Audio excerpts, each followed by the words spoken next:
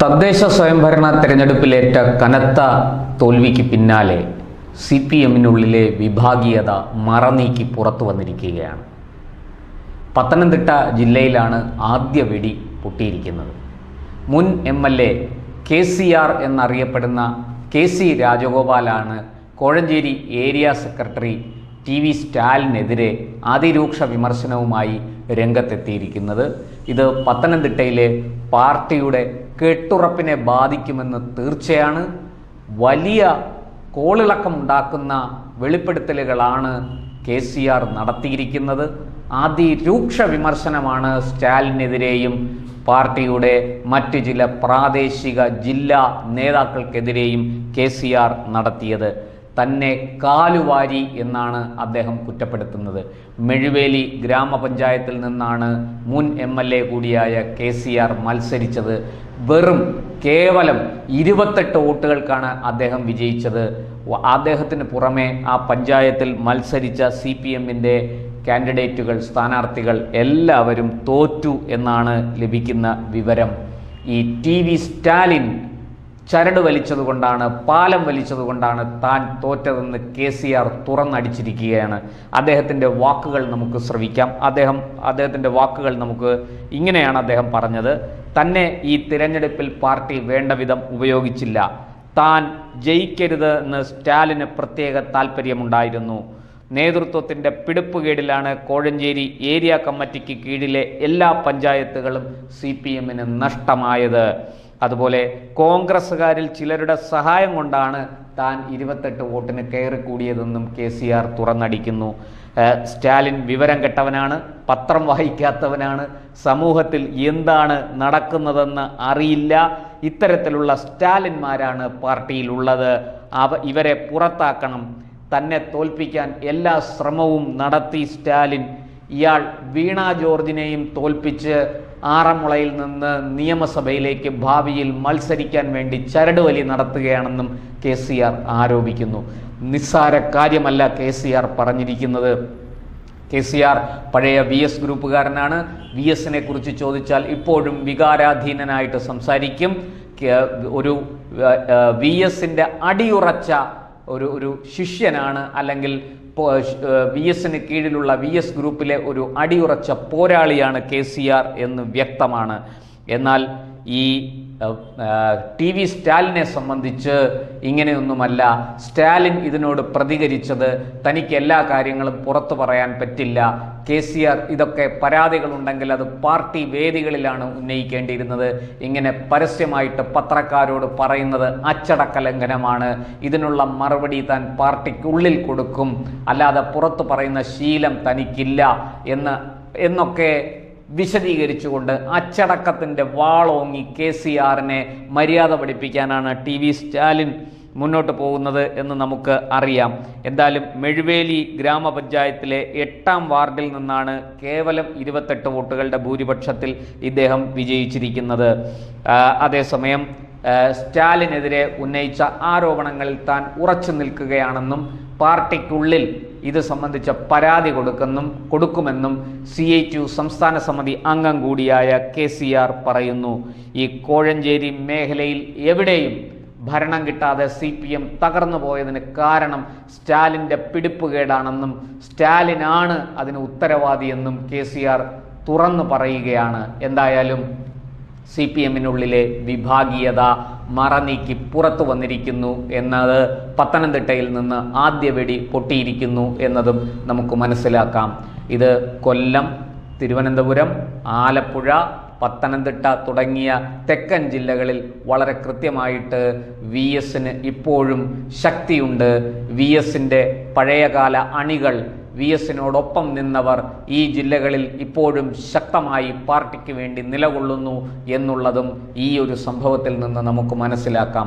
എന്തായാലും ഒരു കാര്യം വ്യക്തമാണ്, ഇനിയും മറ്റു പല ജില്ലകളിലും ഇതുപോലെ ഏരിയ സെക്രട്ടറികളിലും ഏരിയ കമ്മിറ്റികളിലും ലോക്കൽ കമ്മിറ്റികളിലും ഇതുപോലെയുള്ള വിഭാഗീയ പ്രവർത്തനങ്ങൾ പൊട്ടിപ്പുറപ്പെടും. നേതാക്കൾ തമ്മിലടിക്കും. ഇനിയും ധാരാളം തമ്മിലടികൾ നമുക്ക് കാണാനുണ്ട്. തെരഞ്ഞെടുപ്പിന് മുമ്പ് നമ്മളത് കൊല്ലത്ത് കരുനാഗപ്പള്ളിയിൽ കണ്ടതാണ്, മറ്റു പല സ്ഥലത്തും കണ്ടു. ഞാൻ ഓരോന്നായിട്ട് വിശദീകരിക്കുന്നില്ല. CPM ഉപ്പുവെച്ച കലം പോലെ തകർന്നുകൊണ്ടിരിക്കുകയാണ് എന്ന് തെളിയിക്കുന്നതാണ് ഈ സംഭവങ്ങൾ. എന്തായാലും ഒരു കാര്യം വ്യക്തമാണ്, പാർട്ടിക്കുള്ളിൽ ഈ കനത്ത പരാജയം പാർട്ടിക്കുള്ളിൽ വിഭാഗീയത ആളിക്കത്തിക്കും എന്ന് ഉറപ്പാണ്. പിണറായി വിജയൻ്റെ തിട്ടൂരങ്ങൾക്കോ പിണറായി വിജയൻ്റെ കണ്ണുരുട്ടലുകൾക്കോ പിണറായി വിജയൻ്റെ ഭീഷണികൾക്കോ ഇനി നേതാക്കൾ വഴങ്ങും എന്ന് തോന്നുന്നില്ല. അവർ തുറന്ന് പറയാനുള്ളത് പറയും. ഈ പത്തനംതിട്ടയിലെ കോഴഞ്ചേരി ഏരിയ കമ്മിറ്റിക്ക് കീഴിൽ വരുന്ന മെഴുവേലിയിൽ സംഭവിച്ചത് എന്താണ് എന്ന് KCR തുറന്നു പറഞ്ഞതുപോലെ മറ്റുള്ള പല നേതാക്കളും ഇതുപോലെ വിവരങ്ങൾ പുറത്തു പറയും എന്ന് വ്യക്തമാണ്. എന്തുകൊണ്ട് പാർട്ടി പരാജയപ്പെട്ടു, ആരാണ് പാർട്ടിയെ പരാജയപ്പെടുത്തിയത്, പരാജയപ്പെടുത്താൻ വേണ്ടിയിട്ട് അവർ നടത്തിയ ചരടുവലികൾ എന്തൊക്കെയാണ് തുടങ്ങിയ ധാരാളം വിവരങ്ങൾ പുറത്തു വരാനുണ്ട്. അത് കോഴിക്കോട് നഗരസഭയിലാകട്ടെ, കൊല്ലം നഗരസഭയിലാകട്ടെ, തിരുവനന്തപുരം നഗരസഭയിലാകട്ടെ, ഇത്തരത്തിലുള്ള ഒരുപാട് വിവരങ്ങൾ പുറത്തു വരുന്നതോടുകൂടി പാർട്ടിയിലെ അന്തഛിദ്രം വർദ്ധിക്കുകയും നേതാക്കൾ തമ്മിലുള്ള പോര് പരസ്യമായി തെരുവിലേക്ക് എത്തുകയും ചെയ്യും എന്ന് രാഷ്ട്രീയ നിരീക്ഷകർ കരുതുന്നു. എന്തായാലും കേരളത്തിൽ CPMന് കുറെ കാലത്തേക്കെങ്കിലും അവരുടെ പ്രവർത്തനങ്ങൾ താറുമാറായി രൂക്ഷമായ വിഭാഗീയതയുടെ ഇരയായി ഈ പാർട്ടി മാറും എന്ന് വ്യക്തമാണ്. അതേസമയം KCR മറ്റു ചില കാര്യങ്ങൾ കൂടി പറയുന്നുണ്ട്. ഇപ്പോൾ സ്വർണ്ണക്കൊള്ളക്കേസിൽ അറസ്റ്റിലായി റിമാൻഡിൽ കഴിയുന്ന ആറന്മുള മുൻ MLA പത്മകുമാർ നിരപരാധിയാണെന്നാണ് താൻ കരുതുന്നത്. അവിടെ ശബരിമലയിൽ എന്തെങ്കിലും സംഭവിച്ചിട്ടുണ്ടെങ്കിൽ അതിന് ഉത്തരവാദി അവിടുത്തെ തന്ത്രിയാണ്. തന്ത്രി അറിയാതെ അവിടെ ഒന്നും സംഭവിക്കില്ല. ഭസ്മത്തിനും നേരിയതിനും പോലും പണം വാങ്ങുന്ന, ലക്ഷങ്ങൾ വാങ്ങുന്ന പ്രവണത ശബരിമലയിലുണ്ട്. ശബരിമലയിലെ തന്ത്രിയെ ചോദ്യം ചെയ്താൽ കാര്യങ്ങൾ പലതും പുറത്തു വരും എന്ന് അദ്ദേഹം പറയുന്നു. ഈ റിമാൻഡിലുള്ള മുൻ MLA നിരപരാധിയാണ് എന്നാണ് താൻ കരുതുന്നത്, അഴിമതിക്കാരനല്ല എന്നും താൻ കരുതുന്നു. അങ്ങനെയാണ് തൻ്റെ വിശ്വാസമെന്നും അദ്ദേഹം പറയുന്നു. അങ്ങനെയെങ്കിൽ പത്മകുമാറിനെ കുടുക്കിയത് ആരാണ്? പത്മകുമാർ വിഭാഗീയതയുടെ ഇരയാണോ? പത്മകുമാറിനെ ഈ പറയുന്നത് പോലെ പാർട്ടി തന്നെ ചതിച്ച് വെട്ടിയതാണോ? കാരണം പത്മകുമാർ ജില്ലാ സെക്രട്ടേറിയറ്റിൽ അംഗത്വം ലഭിക്കാത്തതിനെ തുടർന്ന് കഴിഞ്ഞ പാർട്ടി സമ്മേളനത്തിൽ ഇടഞ്ഞു നിന്നത് നമുക്കറിയാം. വീണ ജോർജിനെ പാർട്ടി സെക്രട്ടേറിയറ്റിൽ ഇടം കൊടുക്കുകയും പത്മകുമാറിനെ ഒഴിവാക്കുകയും ചെയ്തത് വലിയ വിവാദമായിരുന്നു. അത് മാധ്യമങ്ങളിൽ ചർച്ചയാവുകയും ചെയ്തിരുന്നു. അന്ന് പൊട്ടിത്തെറിച്ച പത്മകുമാർ ചില കാര്യങ്ങളൊക്കെ വിളിച്ചു പറഞ്ഞെങ്കിലും വളരെ പെട്ടെന്ന് പാർട്ടി മൂക്കുകയറിട്ട് പത്മകുമാറിനെ ഒതുക്കുന്നതും നമ്മൾ കണ്ടതാണ്. ഇപ്പോൾ KCR ഇങ്ങനെ ഒരു വെളിപ്പെടുത്തൽ നടത്തുമ്പോൾ തീർച്ചയായിട്ടും ശബരിമല സ്വർണ്ണക്കൊള്ളയിൽ പത്മകുമാർ പെട്ടുപോയതല്ലേ എന്ന ചോദ്യവും ഉയരുന്നുണ്ട്.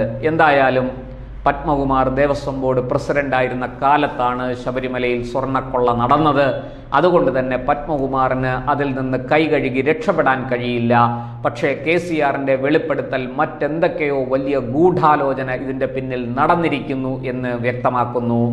ഈ പറഞ്ഞതുപോലെ ഏതൊക്കെയോ നേതാക്കന്മാർ ജില്ലയിലെ അല്ലെങ്കിൽ സംസ്ഥാനത്തെ ചില പാർട്ടി നേതാക്കൾക്ക് ഇതിലൊക്കെ പങ്കില്ലേ, അവരുടെ പങ്ക് പുറത്തു വരാതിരിക്കാൻ പത്മകുമാറിനെയും പെടുത്തിയതല്ലേ എന്ന ഒരു സൂചന ഈ KCRന്റെ വാക്കുകളിൽ ഒളിഞ്ഞു കിടപ്പുണ്ട്.